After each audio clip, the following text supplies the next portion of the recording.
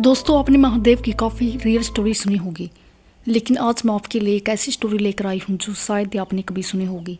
Story में आगे बढ़ने से पहले अगर आपने हमारे चैनल को सब्सक्राइब नहीं किया तो प्लीज़ सब्सक्राइब कर लीजिए, क्योंकि मैं डेली आपके लिए ऐसी रियल स्टोरी लेकर आती हूँ।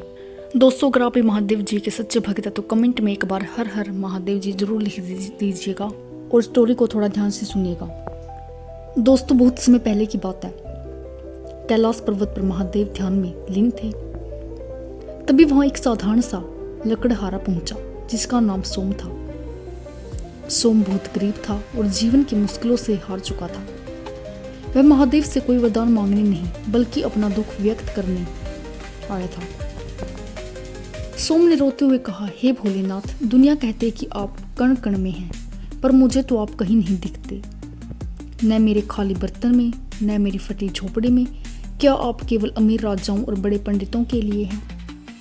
महादेव ने अपनी आंखें खोली और मंद मुस्कुराते हुए कहा, सोम, मैं तुम्हारे पास हर क्षण होता हूँ, बस तुम मुझे पहचान नहीं पाते।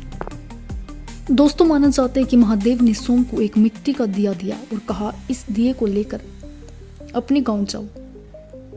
जब तक यह जलता रहेगा तुम्हें हर उस जगह मैं दिखाई दूंगा जहाँ प्रेम और सत्य होगा, लेकिन शर्त यह है कि इसकी लो बुझनी नहीं चाहिए। सोम दिया लेकर चला।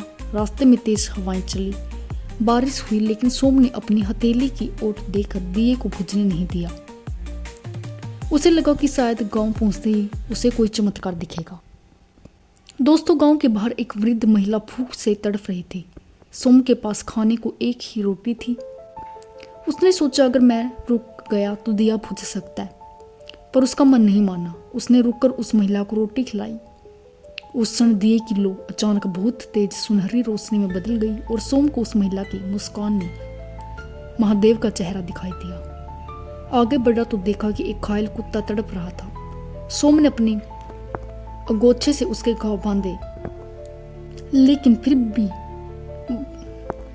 वही चमत्कार हुआ। दिए की रोशनी बढ़ गई और उसे उस बेजुबान की आंखों में महादेव की शांति दिखाई दी। सोम समझ गया कि महादेव किसी मूर्ति या महल में कैद नहीं है। जब उसने निस्वार्थ भाव से किसी की मदद की तो महादेव ने स्वयं उसे दर्शन दिए। वह वापस कैलाश नहीं गया बल्कि अपने कर्म को ही पूजा बना लिया। तब से दोस्तों, सोम महादेव की भक्ति में लीन हो गया और अपना कर्म करने लगा। दोस्तों, ये कहानी किसी पौराणिक युद्ध पर नहीं बल्कि मानवता की शिव है के विचार पर आधारित है। अगर आपको स्टोरी अच्छी लगी हो तो लाइक कर दीजिएगा, कमेंट में एक बार हर हर महादेव जी जरूर लिख दीजिएगा और हमारे चैनल को सब्सक्राइब कर लीजिएगा। अगर आपका शेयर करने का मन करे तो शेयर भी जरूर कीजिएगा। मिलते हैं एक और नई स्टोरी के साथ, तब तक आप अपना और अपने परिवार का ध्यान रखिएगा।